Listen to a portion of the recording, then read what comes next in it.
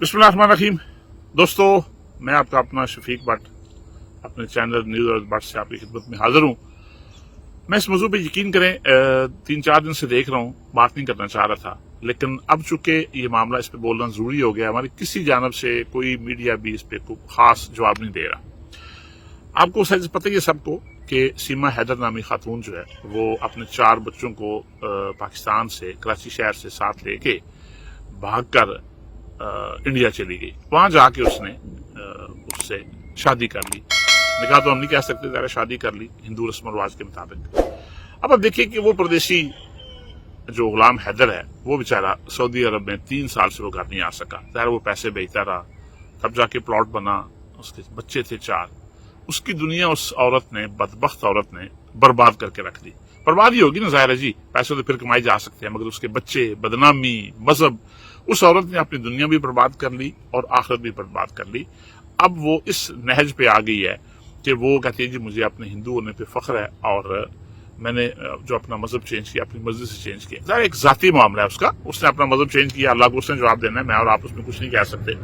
उस पर फतवे भी लगाए जा रहे हैं और हिंदुस्तान के अंदर से ही जो उलमा हैं मुख्तलिफ मकातब फिक्र के, वो ये कह रहे हैं, सवाल उठा रहे हैं सिक्योरिटी एजेंसीज पे कि ये अंदर आए कैसी, किस तरह अंदर आई। कुछ कहते हैं कि ये पाकिस्तान में किसी मिशन पे थी और अपना मिशन कंप्लीट करके उसने वो वापस चली गई बच्चे साथ लेके, बच्चे यहाँ पे छोड़ना नहीं चाह रही थी।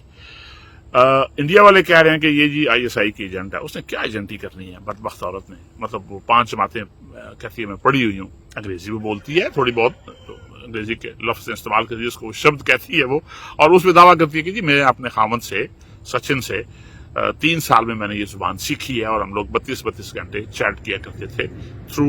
अब 32 घंटे अगर वो चैट करते थे तो मुझे नहीं पता वो PUBG कब खेलते थे और फिर उनका प्यार कैसे हुआ, और जिससे प्यार हुआ आप उसको देखें, आपको यकीन करें, शक्ल सूरत अल्लाह बनाने वाला है, लेकिन आपको हंसी आ जाएगी कि वो चिचुंदर सा उस पे उसने क्या देखा और समझ से बाहर है। बहरहाल वो यहाँ से गई और अब उस पे इल्जाम लग रहे हैं उसको, वो कहते हैं ना धोबी का कुत्ता, न घर का न घाट का।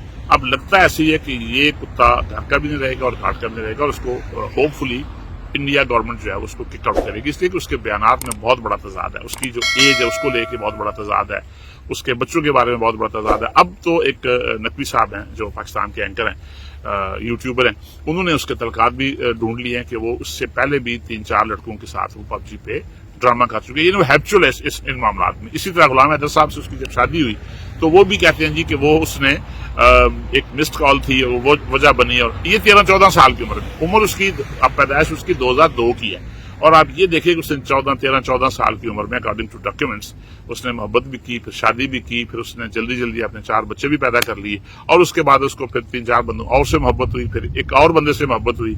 उससे पहले वो कहती है कि ज़हीर नामी लड़के से मेरी मोहब्बत थी। उसके बाद यानी आप ये देख रहे हैं कि उसने 22-23 साल में मोहब्बतों के ढेर लगा दिए, 7-8 बंदों से मोहब्बत करके अब वो इंडिया जा पहुंची है, जहां पे उसने मजहब भी छोड़ दिया। और फिर इस एंकर को मेरा सलाम है, वो जो मुस्लिम एंकर था, उसने कहा बीबी आपको इस्लाम का पता है, कलमा सुना दो, नहीं आता, कुरान की कोई चीज सुना दो, सूरह फातिहा सुना दो, नहीं आती। उसने कहा अच्छा नमाजों की तादाद कितनी, क्योंकि नमाज हम सिर्फ रमजान में पढ़ते हैं। अच्छा फजर की नमाज में क्या होता है, कहती है दो होती है, उसको ये भी नहीं पता रिकत कहते हैं रिकात कहते हैं, वो भी नहीं पता। एंकर ने उसकी तस्हीह की। अच्छा फजर के बाद वो जंप करके फौरन मगरिब पे चलेगी। फिर उस एंकर ने बताया कि जोर में कितनी होती है, 4 होती है। हम नहीं पढ़ते, आप पढ़ते होंगे, हमें नहीं पता।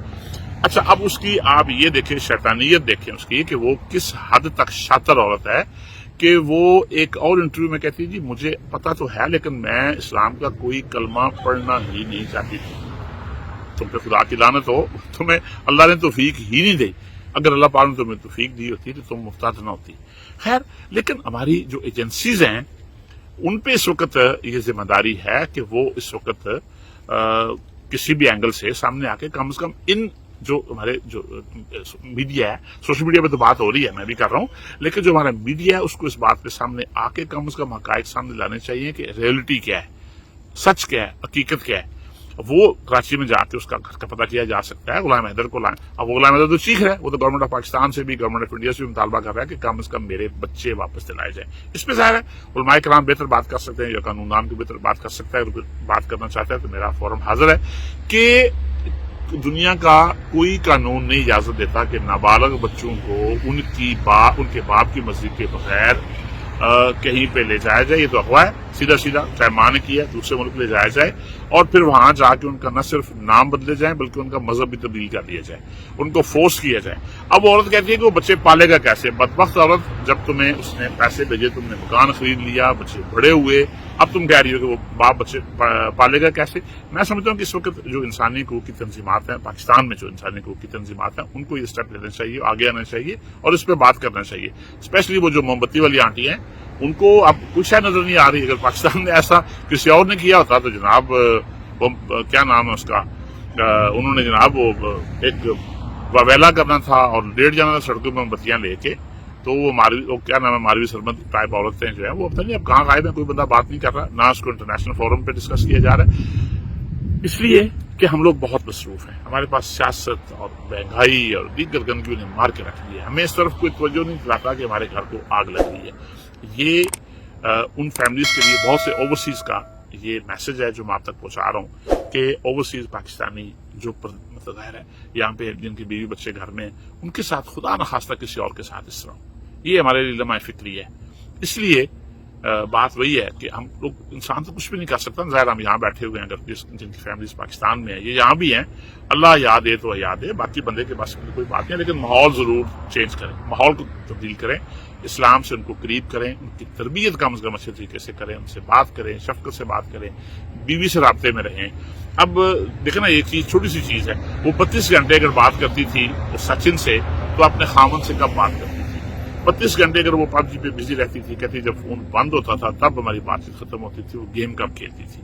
اس میں سچ کیا ہے جھوٹ کیا ہے یہ اللہ جانتا ہے, لیکن اس عورت کی باتوں میں ظاہر ہوتا ہے کہ بہت شاطر عورت ہے جس نے 22 سے 25 سال جو ڈاکیومنٹس بتاتے ہیں اس عمر میں 8-9 عشق فرمائے, 4 بچے پیدا کیے اور بھاگ کر انڈیا پہنچ گئی, جس نے پورے اس وقت سمجھ لیں کہ سب کانٹیننٹ کو ایک عجیب سی ایک سچویشن سے 2-4 کیا ہوا ہے. واقعی اگر عورت بگڑ جائے تو اس پہ قابو پانا بہت ہی مشکل ہے. چلتے چلتے ایک اور بات کر دوں میں آپ کو, آلدو کے موضوع نہیں ہے, میرے سوشل میڈیا پہ بھی میرے اس پہ بھی بہت ساری خواتین ہیں جو اپنی نا صبح جب میں اٹھتا ہوں جی تو جو ظاہر آپ اسکرول کر رہے ہیں اس کو اسکرول ڈاؤن کرتے ہیں تو ان کی عجیب و غریب میک اپ میری عمر کی ہیں اور انہیں میک اپ کر کے بڑی کلاسک قسم کی تصاویر لگائی ہیں, ہر گھنٹے بعد ان کی تصویر آتی ہے. شام کو وہ کہتی ہیں ساڈے والوں تک رہے بندہ, ساڈے والوں کیوں تک دیو جی, سانو ان باکس میسج کیوں کر دے ہو؟ وہ خدا کی بندی ہو, ہر تم پوچھ رہی ہو اس پہ لکھ کے کہ میں کیسی لگ رہی ہوں, میں اپنے دوست کے ساتھ کھڑی ہوں, میرا یہ لباس کیسا لگ رہا ہے, پھول کیسے لگ رہے ہیں, شام کو کہتی ہوں ان باکس. یہ چیزیں ذہنی طور پہ بیمار اور توجہ حاصل کرنے کا ایک طریقہ ہے اور کچھ بھی نہیں. کبھی موضوعات ان کس طرح کے ہوں گے, انتہائی بےہودہ قسم کے موضوعات جس میں کبھی کبھی وہ اسلام کو بھی ٹچ کرتی ہیں, پھر جوتے شوتے پڑھنے پہ وہ پھر آرام سے بیٹھ جاتی ہے. ہر اس موضوع پہ وہ بات کرنا پسند کرتی ہیں جس موضوع سے شر پھیلے, فتنہ پھیلے. میری ان خواتین سے بھی التجا ہے کہ آپ اپنی تصاویر لگائیں, آپ کی مرضی, آپ کی تصاویر ہے, آپ کو کون روک سکتا ہے, لیکن خدا کے لیے اسلام کو بخش دیں.